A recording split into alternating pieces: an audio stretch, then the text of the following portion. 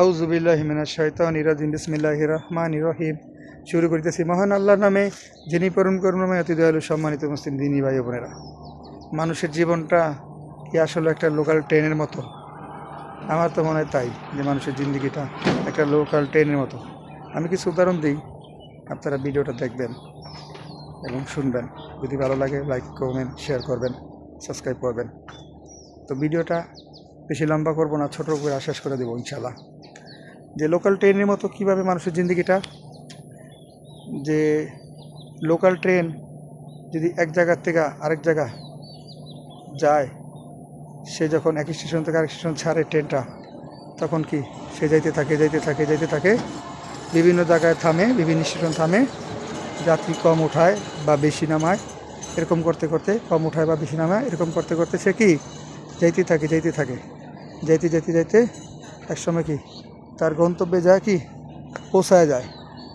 ঠিক মানুষের জিন্দিগিটাও কিছুটা হয়তো বা সেরকম।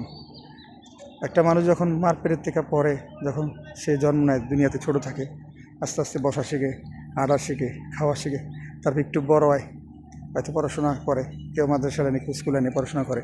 তারপর একটু যখন বড় হয়, তখন বিয়ে শাদী করে, কদিন পরে তার বাচ্চা কাচ্চা হয়। তারপর একটা সময় যে কয়দিন তার হায়াত থাকে, সেই কদিন সে জীবিত থাকে। তারপরে কি যখন তার হায়াত শেষ, তখন তার মত নিশ্চিত হয়ে যায়। তখন আর কি সে থাকার কোনো সুযোগ থাকে না, থাকতে পারেও না সে চাইলে। তো এর মাঝে বহুত আপদ বিপদ আসে, বালা মুসিবত আসে, সমস্যা আসে, এগুলি মোকাবেলা তার করতে হয়। অনেক অর্থনৈতিক সমস্যা আসে, অ্যাক্সিডেন্ট হতে পারে, বালা মুসিবত হতে পারে, পারিবারিক সমস্যা হতে পারে, বিভিন্ন প্রকারের সমস্যা হতে পারে। এগুলি সে কাটায় ওঠে বা কাটায় ওঠার চেষ্টা করা সে যেতে কি মৌত পর্যন্ত ঠেকে। তার মানে এখানে কি খারাইলো? এখানে এটাই খারাইলো যে জন্ম থেকে মৃত্যু পর্যন্ত মানুষের জীবনে যতগুলো ধাক্কা আছে, কখনো কোনো ধাক্কা আছে সুখের, কোনো ধাক্কা আছে দুঃখের, কোনো ধাক্কা আছে কি অভাব অনটনের, কোনো ধাক্কা আছে পেরেশানির। এগুলি সব কিছু কি সে পার করতে একটা সময় কি তার যখন মৃত্যুর সময় পড়ে বা মৃত্যুর সময় পড়ে, নির্ধারিত সময়, ওই সময়টায় সে যা কি উপস্থিত হয় এবং ওই খানটাতে উপস্থিত হয়। ফলে কি হয়, তার মৃত্যু হয় ওই টাইমে।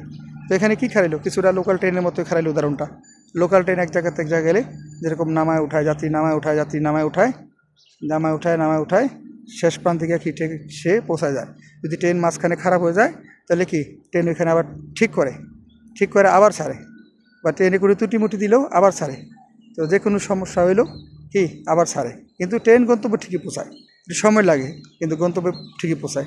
তো মানুষের হায়াত যতদিন আছে, মানুষ অ্যাক্সিডেন্ট হোক বা পারিবারিক সমস্যা হোক, টাকা পয়সার সমস্যা হোক, যত প্রকার সমস্যা হোক, এই সবগুলা কাটায় উঠে এবং ওঠার চেষ্টা করে, ওইরা ওই পর্যন্ত যায় থেকে হায়াত নামের দৌলত আল্লাহ তাআলা যতদিন দিছে ওই পর্যন্ত যায় কি থাকে। তো অনেকটা উদাহরণটা লোকাল ট্রেনের মতোই হয়ে যায় মানুষের জিন্দগিটা। আল্লাহ তাআলা আমাদের সবারে এই যে হায়াত নামের দৌলতটা দিছে, এই জিন্দগিটা দিছে, আল্লাহ তাআলা এটারে ভালোভাবে কাজে লাগানি তৌফিক দান করুক। আমা তৌফিক ইল্লা বিল্লাহ। আমারা তৌফিক দান করুক আল্লাহ তাআলা, এবং আপনাদের সবারই তৌফিক দান করুক, যাতে আমরা এই মূল্যবান হায়াত নামের দৌলতটা কাজে লাগাইতে পারি। মৌতের আগে যাতে ঈমান আমল নিয়ে মৃত্যুবরণ করতে পারি এবং আল্লাহর দিন জমিনে জিন্দার জন্য, আল্লাহর দিনের জন্য কিছু কাজ করে দিতে পারি। আমি আমার বাড়ি, আমার ঘর, টাকা পয়সা সবই আমার করি। আসলে কি সব আমার বাড়ি, আমার ঘর, আমার টাকা পয়সা কিছুই আমার না। সবই আমি আমার করি, অ্যাকচুয়ালি কিছুই আমার না। সব থাকবো, আমি থাকবো না। আমিও খালি হাতে কবরে চলে যাবো। এই কারণে এটার কি ফিকির করা। আল্লাহ তাআলা সবারই তৌফিক দান করুক। আল্লাহ তাআলা যে কথাগুলো বললাম আগে, আমার তৌফিক দান করুক এবং সমস্ত মুসলমানদের তৌফিক দান করুক। সবাই ভালো থাকবেন, সুস্থ থাকবেন, দোয়া রাখবেন। আসসালামু আলাইকুম রহমতুল্লাহ।